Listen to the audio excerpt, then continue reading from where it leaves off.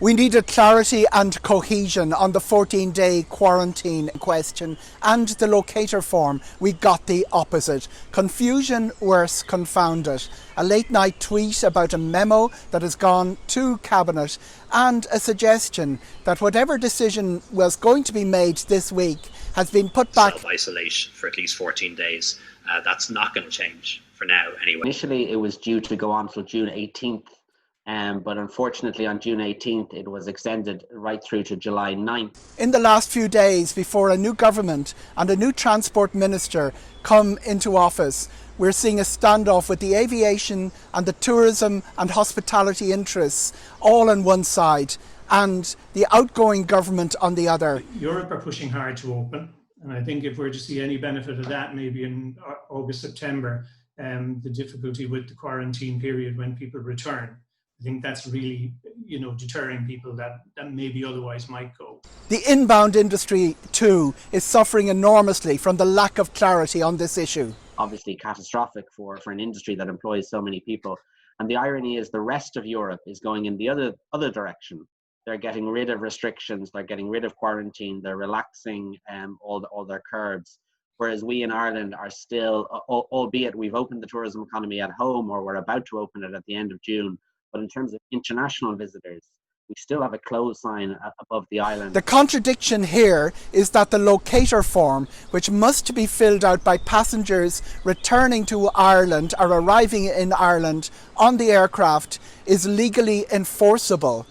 The quarantine or the self-isolation period after you return to Ireland is not legally enforceable. I believe what's going on at these meetings.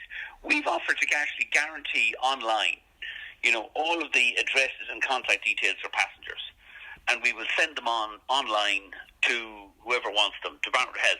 Barrett Health said, Jesus, we don't want them, we don't know what to do, we can't use them. Travel agents, meanwhile, working their way through refunds and working their way through the implications of the credit note, not legally enforceable, but really importantly part of the bonding system that travel agents can offer their clients. Terms and conditions have been published this evening. It can be redeemed for its value in cash 9 months from the date of issue. It is transferable to another person, and travel agents and tour operators must facilitate this transfer free of any charges. Customers who choose a package holiday of lower value than of the refund credit note must be issued with a refund credit note for the value of the remaining balance. You can split your credit note over several transactions, and the refund credit note will be valid for 24 months from the date of issue. The ITA, on behalf of the entire industry, have done Trojan work to get this over the line. And I think getting everybody, all the consortia together, to represent the entire travel trade, they've done fantastic work. And endless amount of time behind the scenes to get all this sorted, team, because you're chasing, you're emailing, you're ringing, you're going around in circles. Nobody's actually taking control of the situation. And I think at the very start, life would have been far easier if they had said, listen guys, it's going to take 7 months. You'll have the money back on the 30th of September. Learning curve. From when I came into this business, it was always a people industry. It was who you know at the end of the phone, or, you could talk to people.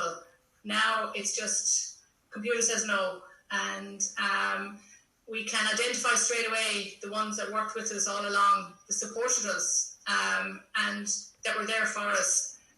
Equally so, there are another list that literally put us through the ringer. But this 2 weeks, the 6 weeks, this 8 weeks, it's just more frustrating by the day. You're going around in circles, and the big problem now is people that were to travel in March were expecting their refund back end of May into June. And they are now, they're ramping it up now. They're getting more frustrated. They're getting more cross, and they want their money, which you can understand. Couldn't or wouldn't change the legislation because it would be seen to be anti-consumer.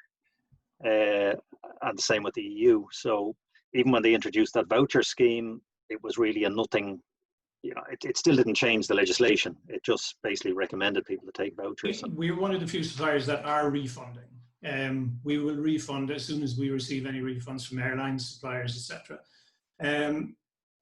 We're a little bit lucky in one respect, I suppose, because we're one step removed from the client, whereas the agents are getting it in a year. Not refunding the money quickly enough.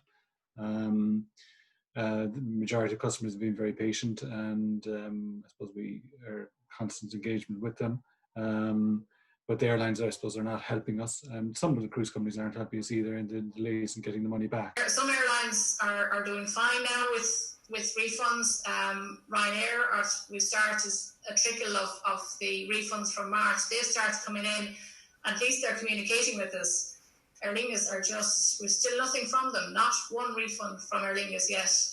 And our latest correspondence from them today is they're reducing their staff now, so it's going to even take longer. And another question, what shape will the recovery take? Will leisure travel recover more slowly or more quickly than corporate travel? At the moment, corporate's going nowhere. And you've got one flight a week from Christchurch, one flight a week from Auckland into the UK. When you've Hong Kong closed until the middle of September at the earliest. When you've America, literally not going to come back until the government starts to stand up and say, hang on, we have to get business back. The most recent sentiment analysis that would suggest that people are now more concerned about their future financial circumstances than they are about the virus. Economic concerns are overtaking health concerns. Yeah, I think we need to get to a stage where we can live beside this virus. And try to move on. Throughout Ireland, the travel trade is beginning to reopen shops and finding a good reaction when they do so. My colleagues out there who are, I see a lot of them planning to open. And again, it's when you begin to plan that, you'll see a boost in your own morale, in your staff's morale, and certainly in the public that you serve in your communities. That's all going to be very positive for us, so let's capitalise on it.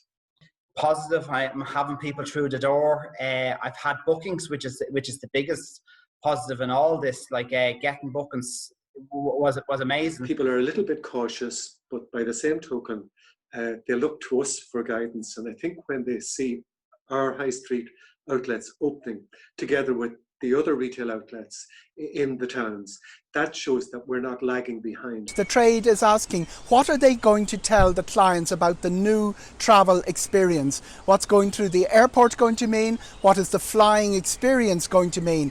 And crucially, when you get there, what are things going to look like?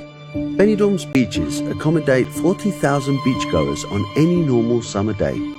If we multiply each of these by the minimum safe distance, Benidorm would need a large part of Alicante's coastline to accommodate all those users.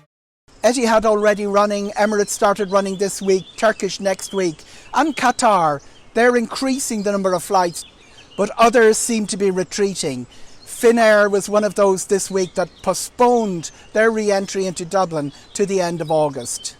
Some movement on cruise. 2 of the cruise lines have postponed their entire season, but rivercruise, the first signs, very different from the sea cruise lines. We're still talking about August the 1st. We've seen a little bit of rivercruise start, but in Germany this last week, and then on the Douro this week. So I think rivercruise is potentially, given that they don't have to cross borders and that they can source local guests, I think that's given them the opportunity to restart.